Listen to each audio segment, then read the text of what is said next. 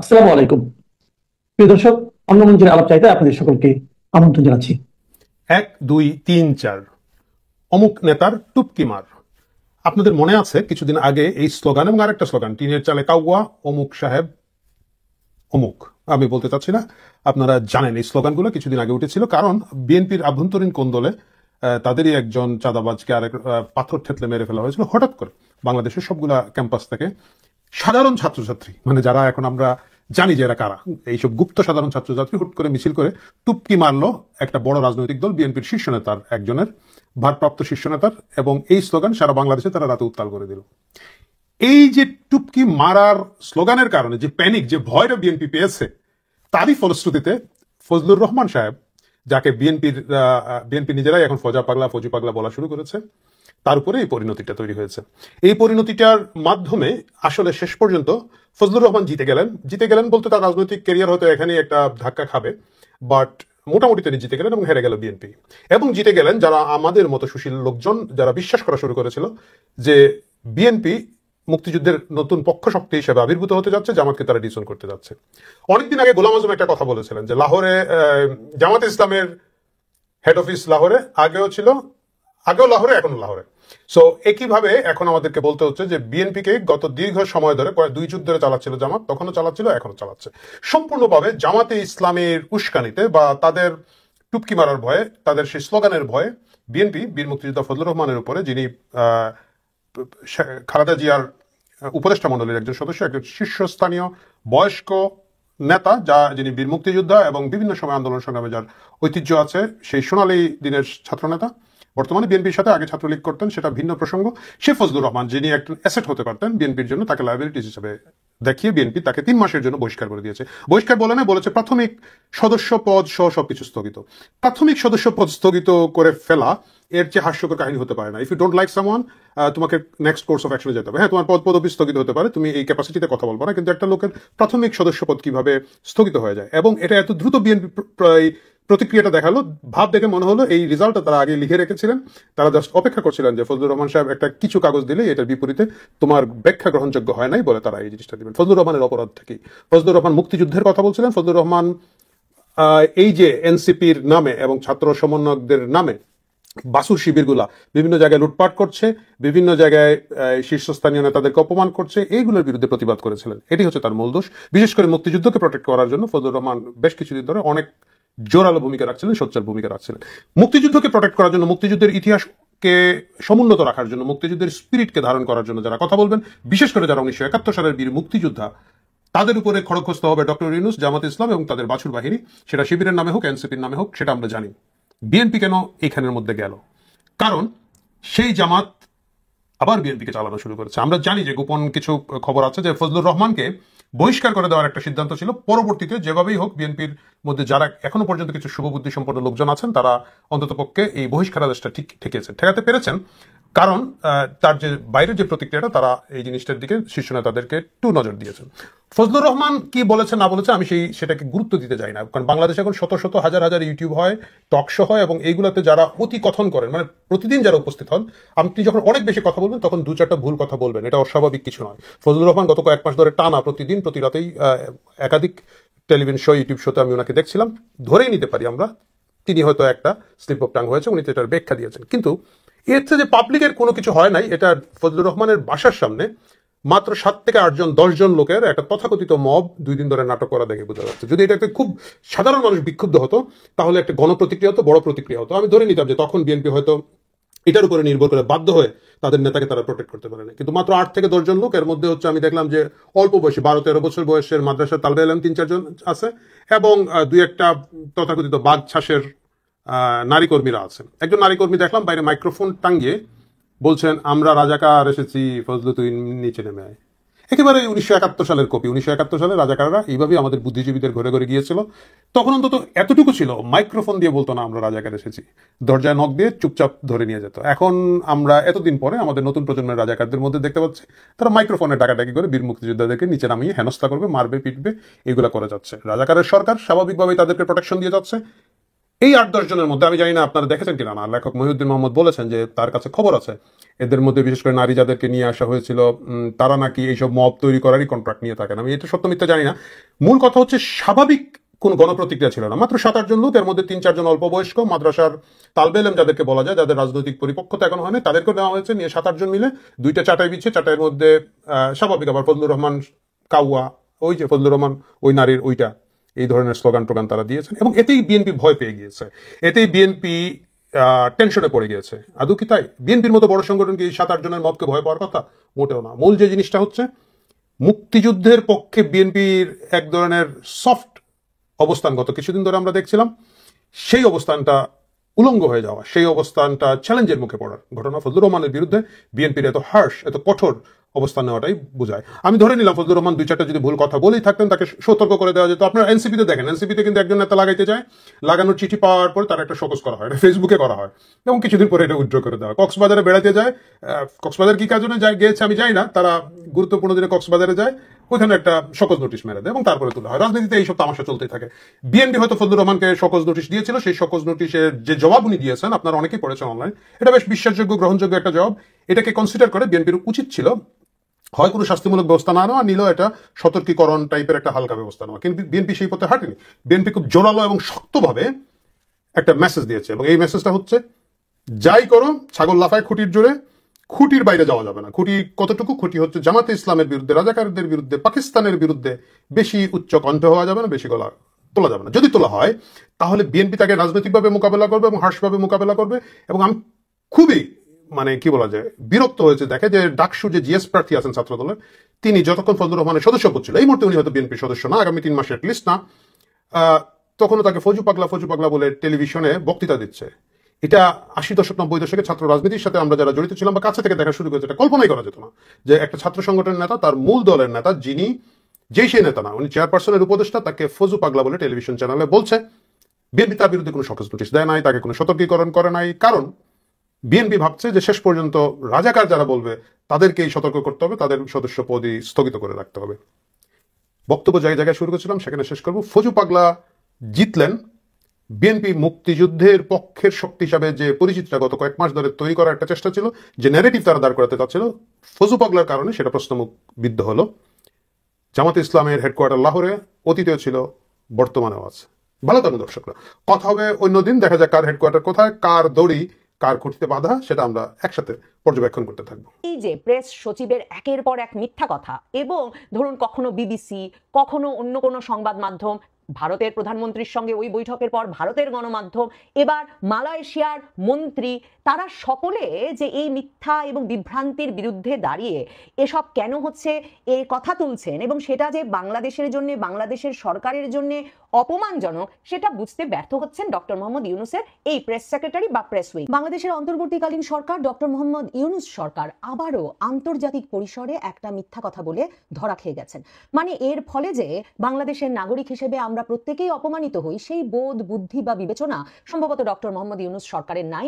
তারা প্রতিবারই ভাবেন তারা তাদের প্রেস উইং এর মাধ্যমে বা তাদের ভেরিফাইড ফেসবুক পোস্টে কিংবা তাদের মন্ত্রীদের বরাতে এমন একটা মিথ্যা ছেড়ে দেবেন বাজারে যে তাতে দিকে দিকে ধন্য ধন্য রব পড়ে যাবে যে ডক্টর মোহাম্মদ ইউনূসের মতো একজন নোবেল বিজয়ী বিশ্ব মানব আমাদের দেশে ক্ষমতায় অধিষ্ঠিত হয়েছেন বলেই এমন চমক তিনি দেখাতে পেরেছেন।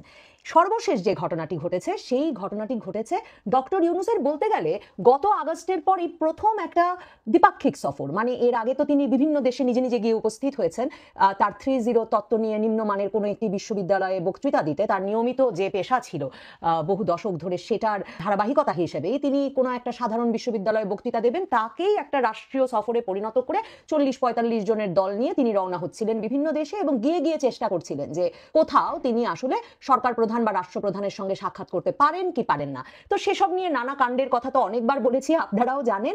ধরেন কাতারে গেছেন, কাতারের আমিরের দেখা পান নাই, কাতারের আমিরের মার সাথে দেখা করে এসেছেন। তো এরকম নানা ঘটনা তো ঘটেছেই।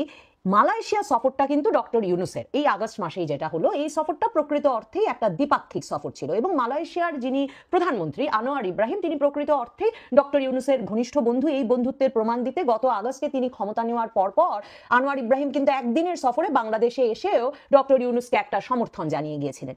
এই আগস্টের মালয়েশিয়া সফরে গিয়েও এমন একটা কেলেঙ্কারি করে এসেছে ডক্টর মোহাম্মদ ইউনূসের প্রেস উইং এবং তার পারিষদবর্গ যে এখন মালয়েশিয়ার রাজনীতিতে মালয়েশিয়ার সংবাদ মাধ্যমে তা নিয়ে আলোড়ন পড়ে গেছে। ডক্টর মোহাম্মদ ইউনূস সেখানে দেখা করেছিলেন মালয়েশিয়ার উচ্চ শিক্ষামন্ত্রী জামরি আব্দুল কাদেরের সঙ্গে।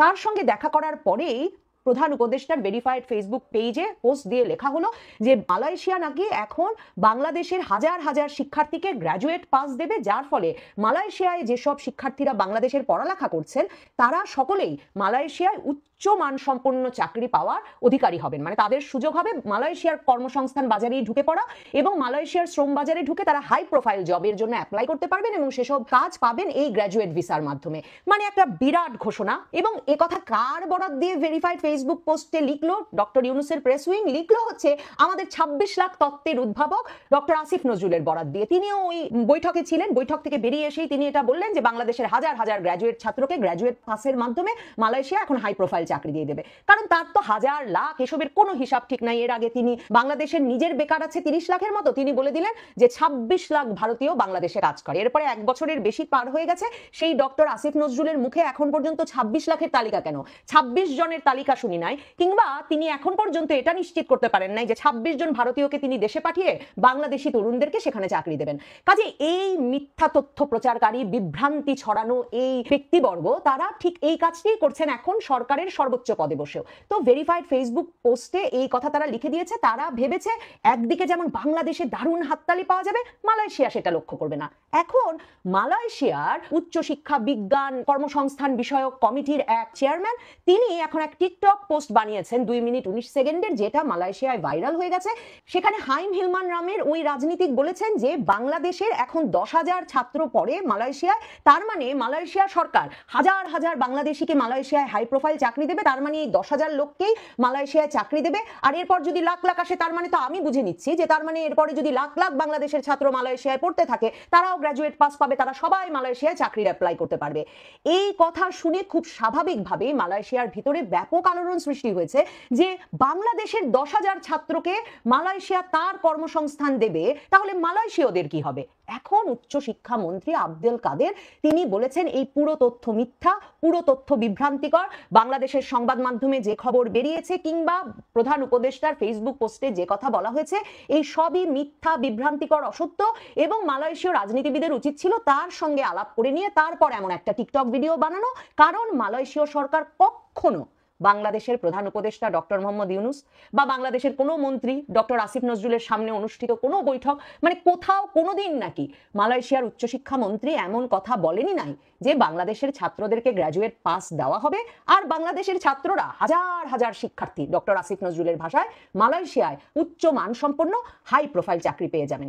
এখন বুঝুন বাংলাদেশের সংবাদ মাধ্যমের কোনো উপায় আছে প্রধান উপদেষ্টার প্রেস উইং এর কোনো কথার উপর ভরসা করার? মানে বাংলাদেশের সংবাদ মাধ্যমের তো সাধ্য নাই প্রেস উইংকে জিজ্ঞেস করার যে আপনারা মিথ্যা কথা কেন বলেন। কিন্তু এই যে ডক্টর ইউনূসের প্রেস উইং মিথ্যা বলা শুরু করেছে বিভিন্ন সফরকে কেন্দ্র করে, সেটা প্রথম জানা যায় কখন মনে আছে আপনাদের? এপ্রিলে ওই যে বিমস্টেক সম্মেলনের সাইড লাইনে যখন ডক্টর ইউনূস আর নরেন্দ্র মোদীর বৈঠকটা হলো। তো ডক্টর ইউনূস আর নরেন্দ্র মোদীর বৈঠক শেষেই প্রেস সচিব কি ফেসবুক পোস্ট দিলেন? তিনি ফেসবুক পোস্ট দিলেন নরেন্দ্র মোদী ডক্টর ইউনূসের অভিমানের জবাবে বলেছেন, ডক্টর ইউনূস যখন বলেছেন আপনারা থামান শেখ হাসিনাকে, তিনি বাংলাদেশের পরিস্থিতি অস্থিতিশীল করে তুলছেন, তখন ডক্টর ইউনূসকে প্রধানমন্ত্রী নরেন্দ্র মোদী বলেছেন যে আমরা কিন্তু সব সময় আপনাকে সম্মান করেছি, শেখ হাসিনা আপনাকে অপমান করেছে আমরা দেখেছি, কিন্তু আমরা আপনাকেই সম্মান করে এসেছি।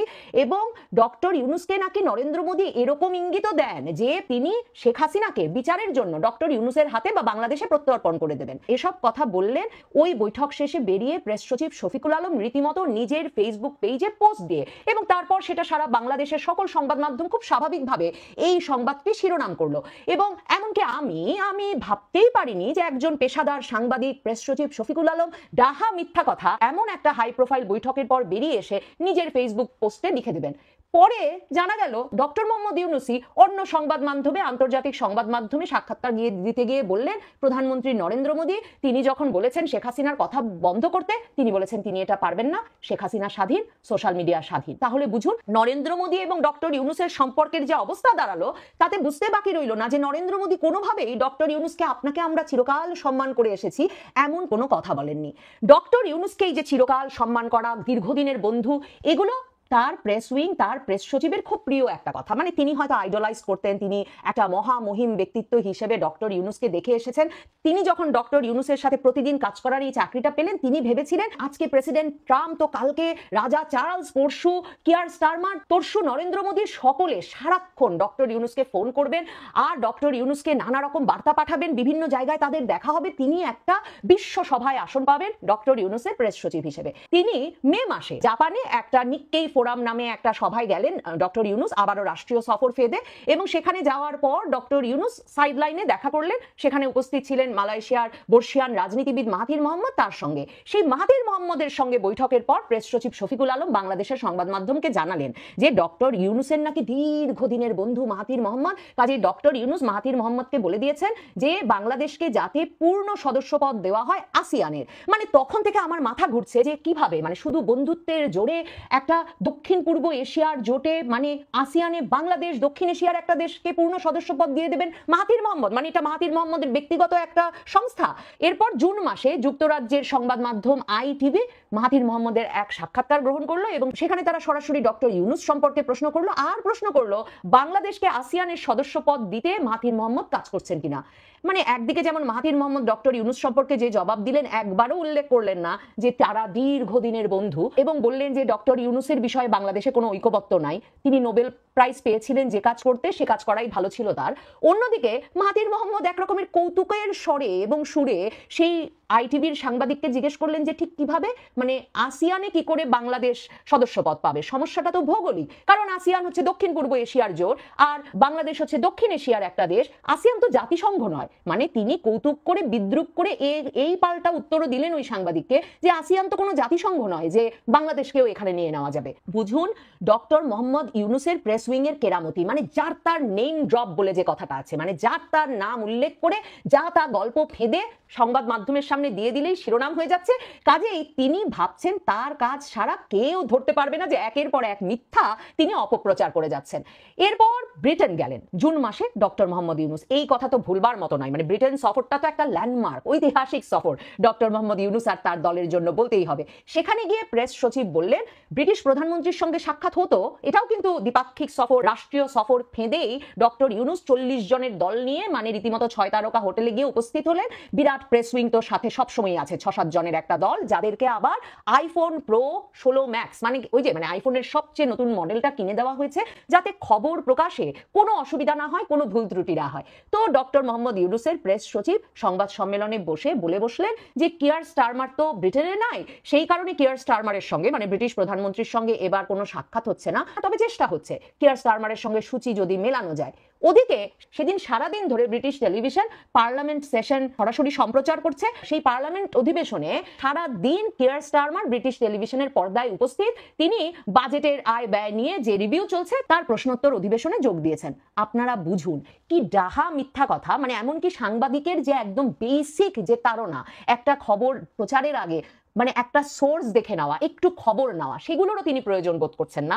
তিনি মনে করছেন যে যেহেতু সামনে বসা সাংবাদিকদের, মানে বাংলাদেশের সাংবাদিক বা সংবাদ মাধ্যম তাকে, তার বসকে, তাদের পুরো সরকারকে কোনো প্রশ্ন করতে পারবে না, কাজেই তিনি যা বলবেন তাই লোককে ছেপে দিতে হবে।